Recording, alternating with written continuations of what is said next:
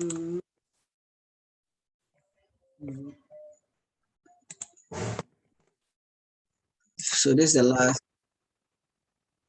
This is the last bit. Like I said, we need to cut off the green area, shaded area. So we have a batter board, okay, which is made up of two stakes, yeah, which have been actually inclined parallel to this line, the dotted red line.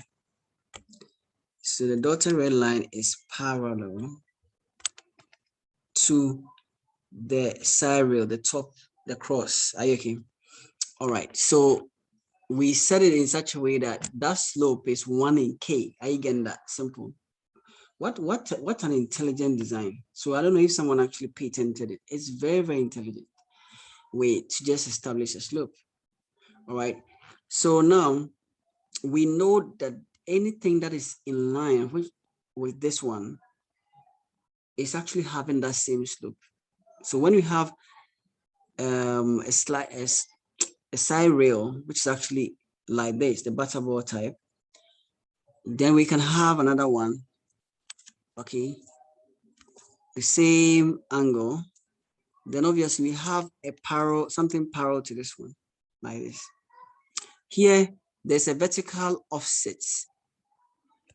There's a vertical offset. This is the vertical offset. So this, you can have it this way, or you can do it in such a way that the rail is actually the slope. So I'll reduce the line.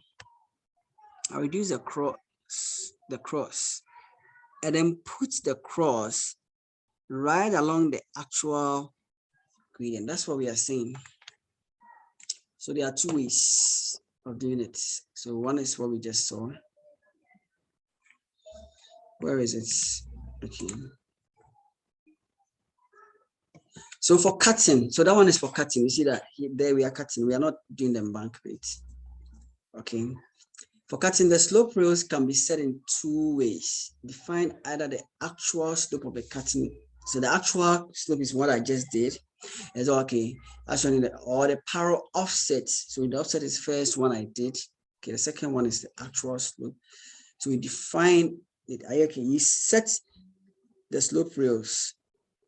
There are two options. So that can be a question, you know, there's so many questions you can ask around this just to test if people really get it idea. Okay, so the limitations are that it's not possible to erect an additional slope rail when you do it exactly, yeah. And so you're only going to have one because you now it's flashing with the ground, so you have to dig into the ground to go and set up another one. You get it? Okay, that's funny. But I remember that I was asked a question when I started studying my BSc so many years ago, and my answer in the exam was that you have to dig and then establish. And in fact, the answer was so uneconomical. It was correct, but I realized that nobody does that, even though the answer was correct. Okay, so it's not possible to erect an additional slope in the case where the slope, are you okay? Actually, the actual slope, you set the cross to coincide to define the actual slope. The actual slope. You have to offset it. All right. Meanwhile, if you do it parallel offsets, okay, then the height at which the slope rail must be fixed would increase by an amount equal to the length of the traveler. But anyway, you can all look at it that way. So what I just talked about, we're looking at it in pictures. Are you okay? Looking at it in pictures. All right. So yeah, the wooden stick supporting slope rails are usually offset. A horizontal distance of at least 1 meter from the edge. So never do it right on the project. You always give an offset. Is that all right? So that is basically it. Also, you need to write on the sticks and on the cross of the side rail information such as the distance from the wooden stakes to the center line. So for most road projects, remember that you need to write down the distances from the center line. Center line is like a coordinate. It's like a reference coordinate, some sort of origin. Are you okay for your project, for your linear project? So the center line is everything. CL, all right. Length of traveler, side slopes, 200 millimeters, length of traveler right there, 2 meters traveler right there, side slopes and so on. Okay. All right, so here you can see, I put this one in here for you to appreciate some of the things that you find in Urim and Price. Steps from road design: obtain reduced level of point A, peg out point C by measuring distance horizontally, peg out 0.5 meters. You know, this is in a way we are trying to establish our gradients on the ground. Okay, practically these are some of the steps we take. Reduce levels. Some of these things are not formulas. Like I said, it's just you appreciating it. When you have a slope of 1 in S and you multiply 1 in S, let me show you this one here. By reduced level or E, and then reduced level at A. I hope you know what that means. That's a simple calculation between slope change in Y. So what you are getting is that you are getting change in X, which is why this distance is horizontal, is in the X direction. So you don't need to even like write a formula for it per se. Of course, we're familiar with B on 2. What is B again? Akua, what is B and what is W in road design, cross-sectional design? I know you've been through a lot, but Akua, try. Let's see if you still remember.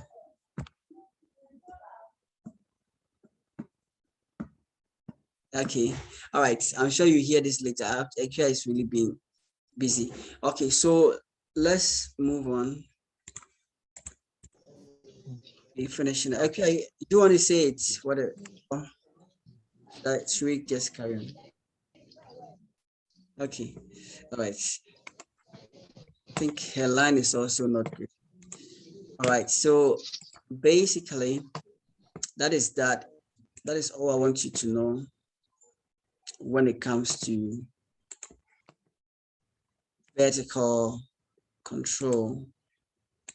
Okay, reduce level, stay tuned, side rails. Yeah, and then you'll be just fine. Coordinate transformation will be, I'll touch on it, I think, next week. Rekia, is it okay to stop here, or I should talk for 15 minutes more? I don't know.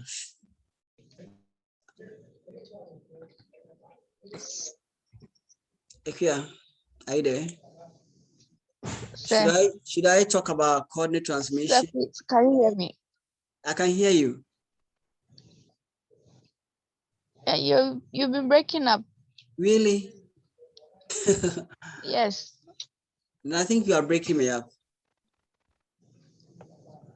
The internet is not favorable. Oh. Should we end it or just start this topic, coordinate transformation? It's not very long though, but I don't know. Like, okay, let's go with it. Okay, let's go on, sir. Yes, let's you end it on that one. Yes. Okay, great. So coordinate transformation is necessary because you may have a coordinate. Hold on, guys. Let me just set this for. Okay. You may have national coordinates, local coordinate systems. You may have to convert one to the other. In fact, there are so many coordinate systems. Okay, so many coordinate systems, and there are times it's necessary to just convert. It becomes necessary. It's not like a joke. You just need to do it so that you can work with it. It's okay. There's a control where you are, and there's also a need for you not to work in that coordinate system. Are you okay? So you may need to convert. I'm not going to teach you like the complex coordinate transformation. It gets complex. That's the truth. It depends on the coordinate system. I'm going to teach you the basics of coordinate transformation.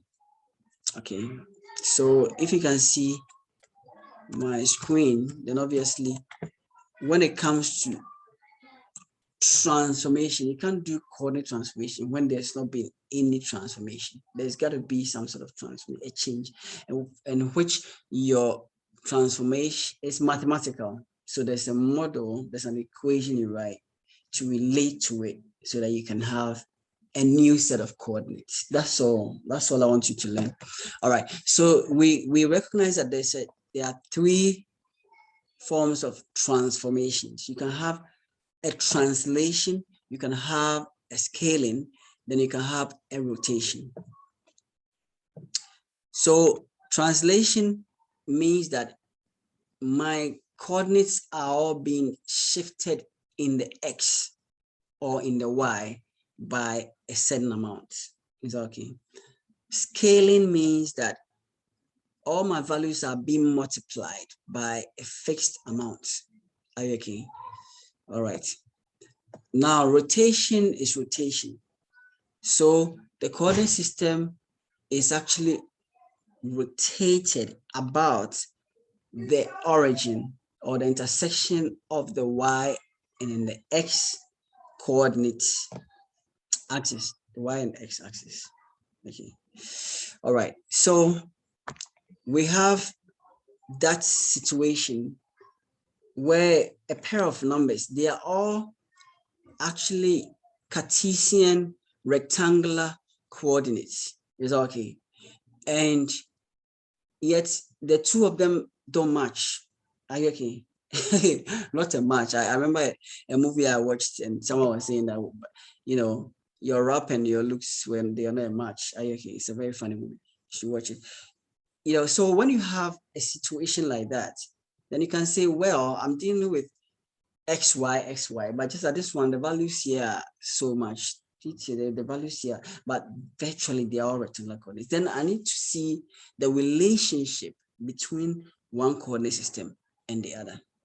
And that relationship could be a shift, a rotation into the new one, you know, like any of these three things, a combination of them could have happened. But it's mathematical. It's okay. So we call that the basic change or transformation. You want to call it the conformal transformation.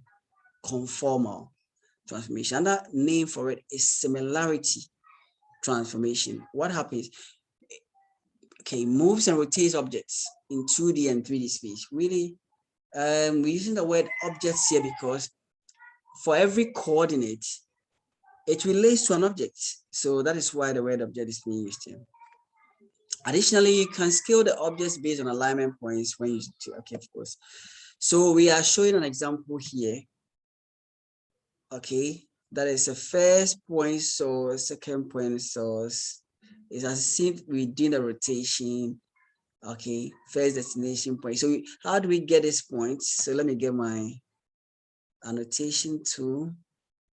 Then again, how do I get this point? Are you okay? Here, it's got to be some shift, isn't it? Then when I've shifted it there, I need to do a rotation. All right, I need to do something like that for me to get this one, this situation. Okay, all right, so that is the basics of coordinate transformation, like the story, the justification behind why we do this kind of thing. All right, but in the end, you end up with some sort of, it's not some sort of, you end up with an equation. Are you okay? All right, so in this equation, then you have, so I'm going to write, I'm going to go to my whiteboard, see if we can just appreciate the equation that we have here.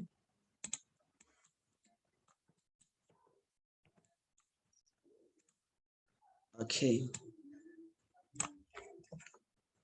So we have A. I can't even write. I can't even write on my whiteboard. What's happening? Okay, great.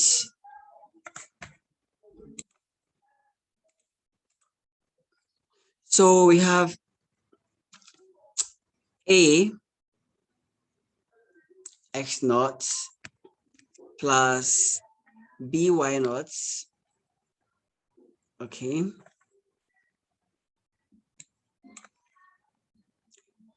plus C